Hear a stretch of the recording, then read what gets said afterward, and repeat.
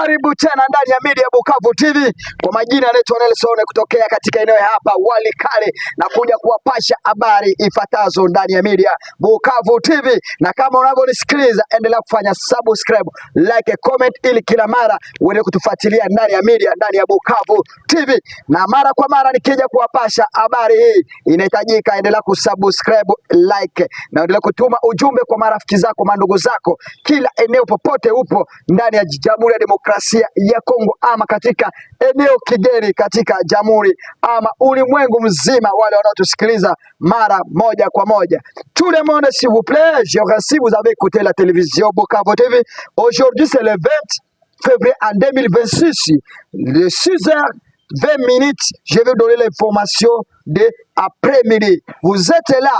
Na kwa kweli hii ni habari nenda kuwapasha ndani ama bonsoir. Au moment là, katika eneo tofauti ndani ya Jamhuri ya Demokrasia, sasa nimekuja kuwaletea mambo tofauti na kuwapasha habari ifuatazo katika eneo tofauti ndani ya Jamhuri ya Demokrasia ya Kongo. Ngoja nikiwapeleka katika eneo kwanza tayari ya Nyamibwe kutokea eneo ya Nord Kivu, tayari wanajeshi wa wahasi pamoja na wanajeshi wa wazalendo katika muda wa saa 6 mchana walienda kushambuliana katika eneo inaitwa Keteka. Hapo eneo ya Keteka ni ukitoka katika eneo ya mchanga, ni hapo unapanda katika milima, unafika katika milima inaitwa Mweso, ni huko chini sasa inaitwa Keteka. Hapo tayari wanajeshi wa wahasi na M23 wameshambuliana muda wa saa 6 wa mchana. Hili ni habari kutokea ndani ya Media, muda wetu wa saa 12 muda wa jioni. Hili habari inawaletea ndani ya Media Bukavu TV. Ngoja niwapeleke tena kuwapasha habari kutokea eneo ya Masisi. Mambo inaendelea kubadilika eneo ya Masisi. Hatua wanajeshi wa FARDC na wazalendo wamejiunga kushambulia wanajeshi wa wahasi hapo eneo ya Mweso hapo sasa. Katika eneo ya Mweso huko ndio kwenye wahasi wanajimia kabisa na wanaweka mkataba hapo ndani, lakini tayari FARDC wanaenda kuwashambulia kupitia mandege ama drone ifuatazo. Na koja ni wapeleke katika eneo sasa ya Kalemi. Watu wangu wananiuliza mengi sasa kwa sababu Kalemi kunaenda vipi? Habari tuko nayo tayari. Kalemi kumeonekana majambazi wa 7 walikuwa wamejiama na silaha tofauti, na wengi walikuwa na vijana peke yao wa miaka kuanzia miaka 25 kuelekea miaka 42. Hao walikuwa wanajimenya silaha, wanatega watu kwa manjia, wanaenda kuwanyanyasa. Na kwa sasa walishika wanaume 3 walikuwa wakitoka sokoni na wakawapeleka ndani ya mistuni. Mpaka kwa sasa wale wanaume hawajajulikana wameenda wapi. Na kwa sasa taarifa tuko nayo, watu hawajaelewa tayari hao waasi ni waasi wa aina gani. Wanaweza kuwa wanajeshi wa M23 ama ni waasi wama vijana wamejiunga katika timu katika eneo ya hapo sehemu. Na ngoja niwapeleke sasa sehemu inaitwa Beni. Sasa tayari kiongozi ama chama cha serikali, wakaaji kutokea eneo tofauti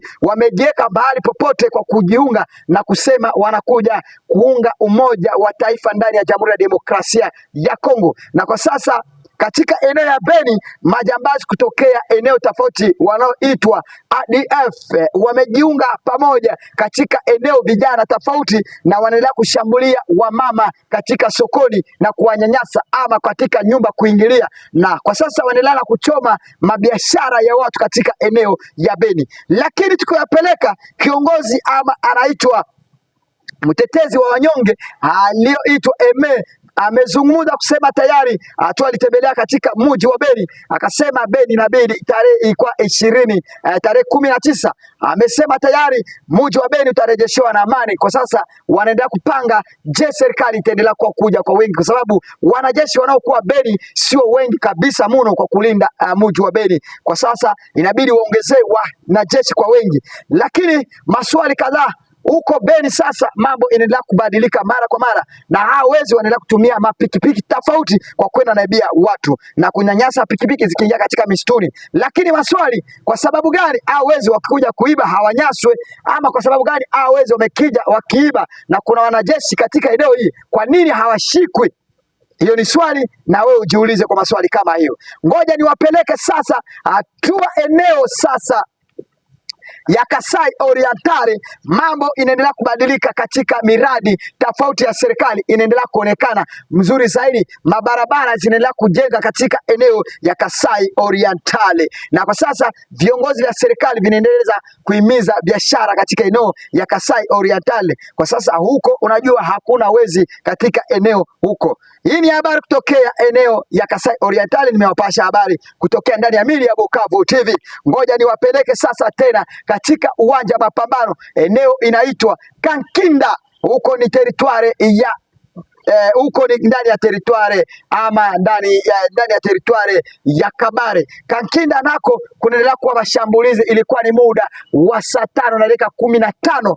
Tumesikia ripoti huko kutoka mji wa Kankinda, tayari wanajeshi wahasi wanaendelea kuijimenya wakielekea katika eneo ya Chonka huko eneo ya Chonka wakipambana kuelekea eneo ya Shabunda. Na katika habari tuko nayo, ngoja tuwapeleke tena katika uwanja mapambano. Tutawapeleka sasa mara kwa moja katika teritwari sasa yenyewe ndani ya Kabare. Sasa eneo inaitwa Mushenge na katika eneo inaitwa Nyitara. Hapo Nyitaka inatokea katika, ukifika Mushenge ni kuna mto kubwa sana iko hapo inaitwa Luka.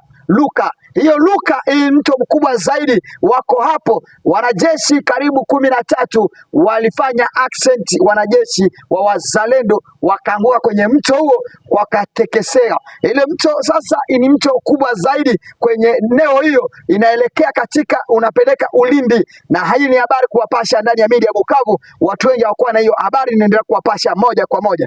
Ngoja niwapeleke sasa eneo tofauti. Sasa tumerejea katika eneo ya upambanaji ama eneo tayari waasi M23 wanaendelea kumiliki, ni eneo ya Uvira tayari huko Puenzero na huko katika Plaine de Ruzizi. Wanajeshi wengi sana wa wahasi wa M23 wanaendelea kuingia katika eneo hili na kuendelea kuhimiza silaha tofauti, na kwa sasa ilikuwa ni muda wa saa 6 ilikuwa ni muda wa saa 8:13 umeonekana gari 13 ikileta wanajeshi kutokea eneo kuwatoa mji wa Bukavu kuwapeleka eneo ya iliwapisha Nyantende, kuwapisha mpaka Mosho, wakawapeleka mpaka hapo Plaine de Ruzizi. Na kwa sasa inaonekana kama tayari wahasi wa M23 wanaendelea kuingia kwa wingi sana katika eneo hili na kukuja kwa wingi zaidi. Hii ni taarifa kutokea ndani ya Media Bukavu TV.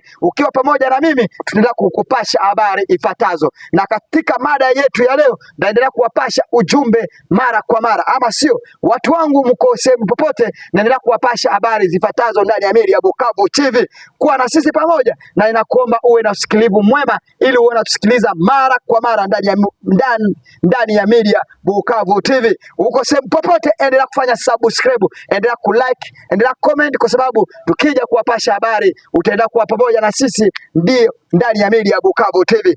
Ngoja niwapeleke sasa taarifa lingine na kuja kuwapeleka sasa eneo ya sehemu inaitwa Mulenge. Sasa tayari wanajeshi wa wazalendo na wanajeshi wa FARDC walishambuliwa pamoja na wahasi, wamewashambulia muda wa saa 10. Hii ni habari nawaletea kwa sababu nilikuwa najua tayari Remera Mulenge ilikuwa imemilikiwa na wanajeshi wa FARDC na wazalendo katika pamoja na Kidote na sehemu zingine kadhalika katika milima hilo, lakini mambo ilikuja kubadilika moja wa saa 10. Katika habari niko nazo, bado sijakuwa na habari ya uhakika. Kwa kweli wahasi wa M23 wamepiga kweli cha ukweli hapo. Kwa sasa hii ni habari tumeendelea kusikiliza, but sina uhakika. Mnisikiliza vile, sina uhakika kama tayari wazalendo wametoka katika eneo ya Mulenge, kwa sababu nimesikia habari kusema tayari huko mapambano imekuwa muda wa saa 10. Lakini mimi unajua kila mara nakuja kuwapasha confirmation après, ndakuja kuwapata habari la asubuhi kuwaeleza tayari Mulenge tayari wanajeshi wa wahasi wamesha kumiliki tena Mulenge, kwa sababu hii ilikuwa ni eneo ya wanajeshi wa FARDC wakiwa katika milima hii. Ngoja niwapeleke sasa kuwapasha habari ya eneo sasa ya hapa Mikenge. Ilikuwa muda wa tarehe 16 tarehe 19 mwezi wa pili mwaka wa 2025, muda wa saa 10 wa jioni. Tayari ilikuwa ni wanajeshi wa wazalendo wamejaribu kuingia katika kupenya kona zote za hapo Mikenge, lakini hawajafaulu kushika eneo ya Mikenge. Inawezekana tayari eneo ya Mikenge imelindwa sana na wahasi wa M23 pamoja na wanajeshi Twirwaneho na Ngumeo. Na kwa nini watu wengi wamejiuliza sana, ni kwa nini wahasi hawa wameweka mkataba kuchunga eneo ya Mikenge na eneo ya Minembwe? Ni maswali, na mimi naendelea kuwapasha habari ndani ya media. Eka komenti yako niambie unanisikiliza ama bado hujanisikiliza, na katika eneo yupo, eka komenti yako nieleze wewe ni shabiki wangu, unanikubali kweli mno. Nitakuwa muhimu sana mimi kuendelea kupasha habari ndani ya media Bukavu TV. Mimi mwenyewe naitwa Nelson ndani ya vipindi vyetu Bukavu TV. Sina habari nyingi ya kuja kueleza, nitakuja kueleza habari ya muda wa saa ngapi, wa saa 10,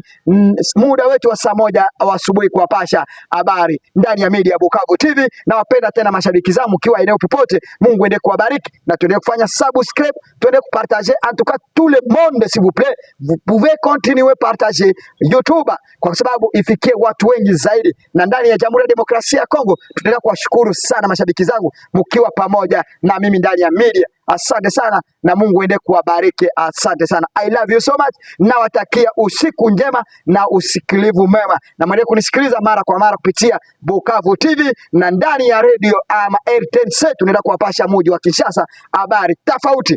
Na sasa leo Bukavu TV imejiunga na radio RTNC kutokea Kinshasa, ama sio? Na pamoja na mimi naenda kuwashukuru zaidi kwa sababu support yenu imekuwa strong, imekuwa juu ndani ya media Bukavu TV. Najisikia fiera sana kuwapasha habari nikiwa pamoja na radio RTNC kutokea Kinshasa. I love you so much. Tuko pamoja ndani ya media Bukavu TV. Endelea kutusikiliza mara kwa mara. Thank you. Nawatakia usiku mwema na Mungu ende kuwabariki. Niko live, ndio maana nikiwa live so siwezi kuedit. Hii ni live na wapashia true live direct. I love you so much.